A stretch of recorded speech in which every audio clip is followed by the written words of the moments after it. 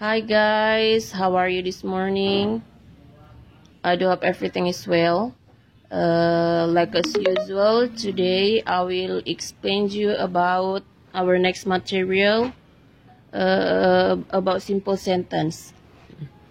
Pertemuan sebelumnya saya sudah jelaskan sedikit tentang apa itu kalimat. Kalimat itu adalah gabungan dari beberapa kata yang bermakna yang memiliki subjek dan predikat, berarti kebalikannya frase. Masih ingatkan frase itu gabungan dari beberapa kata yang bermakna yang tidak memiliki subjek dan predikat. Jadi kalau if we are talking about subject, predicate, object, and complement, it means we are talking about the function of the verb of the word in the sentence. Jadi kalau bicara subjek, predikat, objek, dan komplement, itu artinya kita bicara fungsi kata dalam kalimat. Tetapi kalau kita bicara noun, pronoun, dan teman-temannya, berarti we are talking about the class of the word in the sentence. Berarti yang kita bicarakan adalah kelas atau kategori kata dalam kalimat. Nah, sekarang itu digabungkan. Subjek, pengisi fungsi subjek itu berasal dari kelas kata noun ataukah noun phrase dan pronoun. Jadi intinya yang bisa menjadi subjek ada 3, noun atau noun phrase dan pronoun. Kemudian yang bisa menjadi predicate itu ada 2, ada verb atau to be. Yang menjadi objek itu sama dengan yang menjadi subjek, tetapi dengan jenis yang berbeda.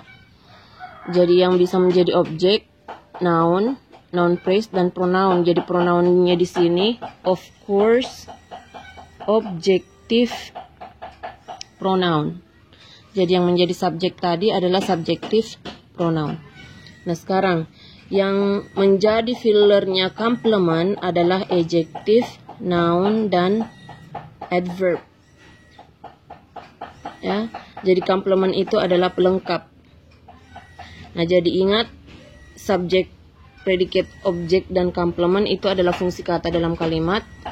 Yang di bawah ini fillernya itu adalah kelas kata dalam kalimat. Nah, look at the example. Miss Mary meets me. Jadi Miss Mary berfungsi sebagai subjek berasal dari kelas kata noun. Meets berfungsi sebagai predikat berasal dari kelas kata verb. And me berfungsi sebagai objek berasal dari kelas kata objective pronoun atau pronoun. Nah, jadi pola kalimat ini berpola SPO, subject, predicate, object. And then the next example, I saw the man in the cinema. I berfungsi sebagai subjek berasal dari kelas kata pronoun, begitupun seterusnya. Nah, jadi kalimat ini dia berpola subject, predicate, object, and complement atau SPOC. Berarti kalimat ini adalah kalimat yang lengkap. Ada objeknya, ada juga complementnya.